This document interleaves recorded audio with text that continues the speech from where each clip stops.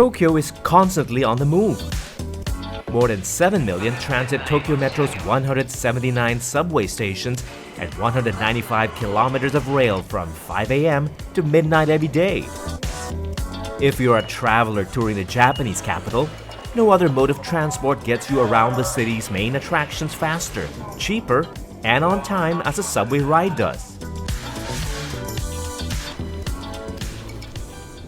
Many of Tokyo's landmarks have subway stations built and integrated right within them. So if you plan to visit, say, Tokyo Skytree, for example, you don't have to walk too far or expose yourself to the elements.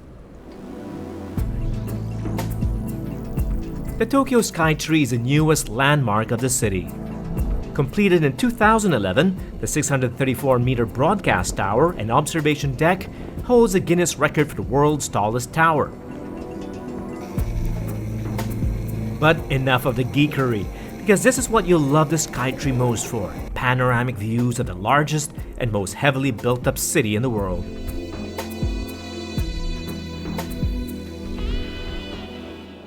Most say the best way to experience Tokyo is at street level. The better to see and hear the sights and the sounds of the city up close. But I must admit, seeing Tokyo from above gives you an entirely different perspective of this fascinating urban landscape. It's just breathtaking. Earthquakes, fires, and a world war have rearranged Tokyo's streetscape many times in the past, and still the city continues to reshape itself with new urban regeneration projects everywhere. There are many view decks in Tokyo atop those tall buildings over there, but nothing gives you the same view as that from the Skytree. That's because we're on the other side of the Sumida River, facing central Tokyo. A second observation deck on the 450th floor provides an amazing wraparound and walk-around 360-degree view of this megalopolis and its famous landmarks, like the ancient Asakusa temple complex, where we're headed next.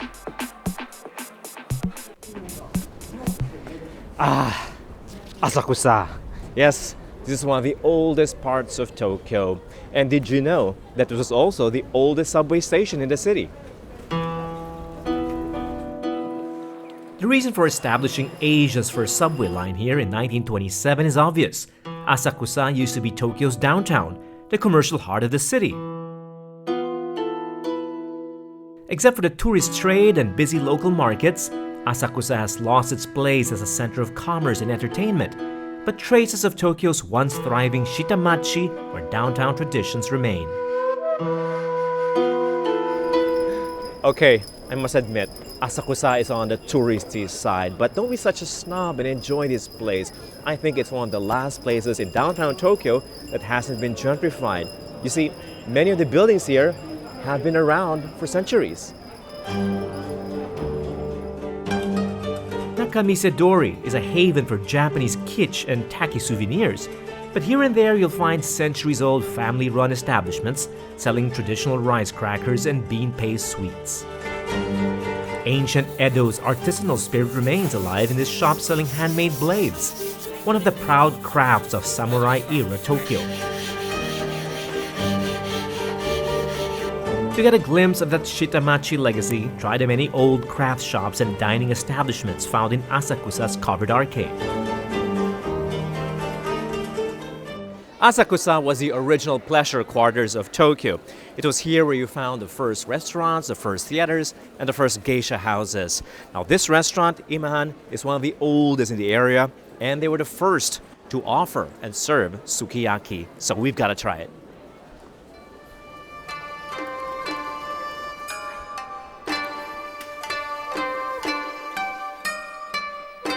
Imahan specializes in tsukudani, a beef dish boiled in their own secret sauce.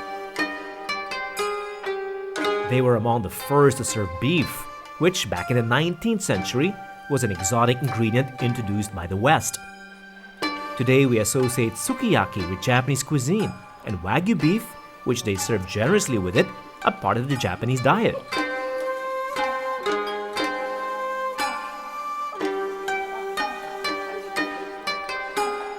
There's more to Asakusa than old dining traditions though. Founded in the 7th century, Sensoji is Tokyo's oldest temple and the main draw of Asakusa today, as it was for hundreds of thousands of pilgrims during the Edo period. Long before Tokyo became the capital of Japan and the seat of the imperial family in the late 19th century, the city has always been a magnet for visitors. How to move around millions of tourists on top of the 13 million who live in Tokyo is still a challenge today, and only the world's most efficient subway network can get that job done.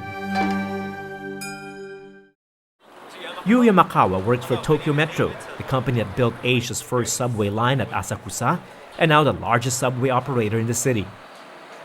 With more tourists expected to arrive in the run-up to the Tokyo Olympics in 2020, Tokyo Metro is ramping up efforts to make riding the subway easier.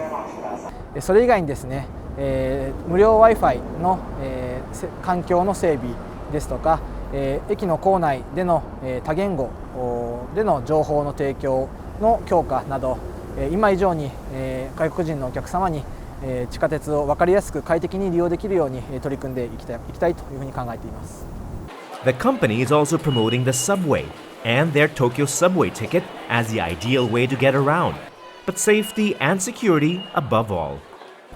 東京メトロでは2020年東京オリンピック・パラリンピックに向けて地震、水害といった自然災害の対策とはホームの転落を防止するようなホームドアの設置、あとは体の不自由なお客様や高齢のお客様がシームレスに楽しんでいただけるようなエレベーター等のバリアフリー設備の整備、あとはですねテロ対策や駅構内の犯罪等を防止するためのセキュリティの設備の整備と、それ以外にですねそういったことで世界トップレベルの安心の提供をできるように進めていきます。Foreigners arriving in Tokyo will be surprised to see just how easy it is to get from Narita Airport directly to Ueno Station downtown.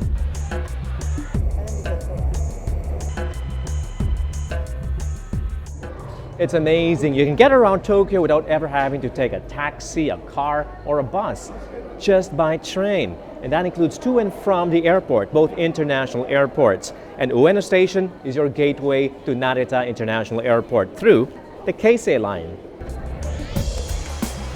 Ueno Station is more than just a terminus for trains. It's also your access point to the most popular attractions immediately as you exit. As we showed you earlier, in Tokyo you can do almost all your shopping indoors or underground. But when the weather is great, like it is today, nothing quite beats the drama, excitement, and color of an outdoor market. And we know of one really good one right outside Ueno Station. Let's explore. Ameya Yokocho or Ameyoko is one of the few downtown street markets left. It was once a black market for American goods after the war. Thus, ame in the name, and sweet delicacies, which were in short supply then, was a market specialty. It's still known today as Sweet Candy Alley, so why not grab a favorite Tokyo delicacy? Some things are better enjoyed outdoors, and a hot crepe is definitely one of them.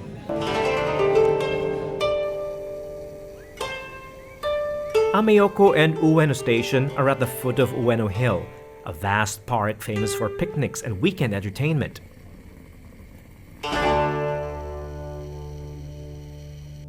During Tokyo's Cherry Blossom Festival, this entire section of Ueno Park gets full. It gets really crowded with people. They come here for the Hanami, which is a day-long party to celebrate the blossoming of the cherry trees that line this entire street. It's really beautiful. They may look like cherry blossoms, but these are flowers of plum trees that bloom in February, and though not as famous as its cherry siblings, still quite a scene. Ueno is a sacred place, and many of Tokyo's ancient shrines and temples were built on the hill overlooking the city. Shinto and Buddhism exist side by side in Tokyo, and foreigners aren't discouraged from praying at these sites. There's lots to do in Ueno. The park houses the city's main zoo and 6 museums. including the Tokyo National Museum. But even if you're not into art, enjoying the view of the elegant building and grand fountain in the main square is well worth the long walk through the park. No wonder it's a favorite spot for picnics, though good food in Tokyo is never far away.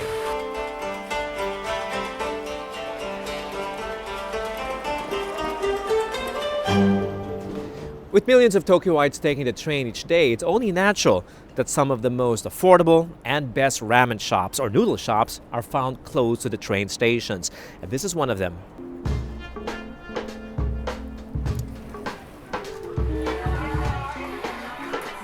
Every city has its ramen specialty, and in Tokyo, tonkatsu ramen, rich pork broth with egg, is popular. Don't worry about the language barrier. Just point to the photo of the dish you like. That's how it works in this city. We're almost done with Tokyo on the fast track, but not without a stop at the legendary night spot.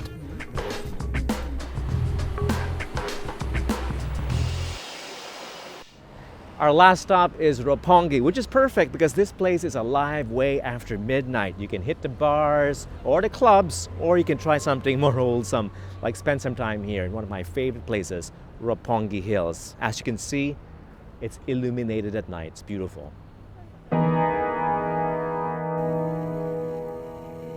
Roppongi, Tokyo's nightclub mecca, has been gentrified somewhat by upscale developments like Roppongi Hills. Not a problem if you don't mind spending your night at Tsutaya, browsing through one of the city's best-stocked bookstores and magazine shops. Or booking a private room at the elegant Ueno in the vicinity for a special multi-course kaiseki meal centered around vegetables, seafood, and tofu. Roppongi and neighboring Aoyama are also home to foreign embassies and multinational companies, with many high-class restaurants to cater to wealthy clients who work here. The night wouldn't be complete without one long last look at the sprawling city. The Tokyo Tower has been eclipsed by the much newer, the much taller, and the much more popular, well, at least for now, Tokyo's Skytree. But I have to say, it's still a sight to behold, even if it's a copy of Paris's Eiffel Tower.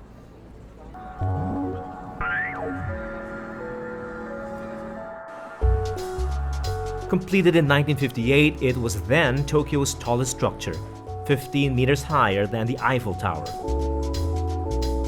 It's no longer as popular as the Skytree across the river, but looking down on the city at night from the 250-meter-high observatory still gives me the goosebumps.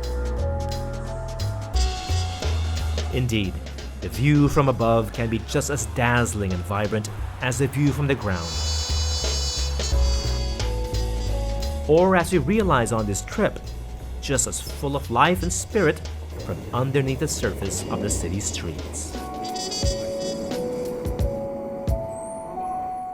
And that's all for this episode of Executive Class. From Tokyo, I'm David Celdran. Thanks for watching.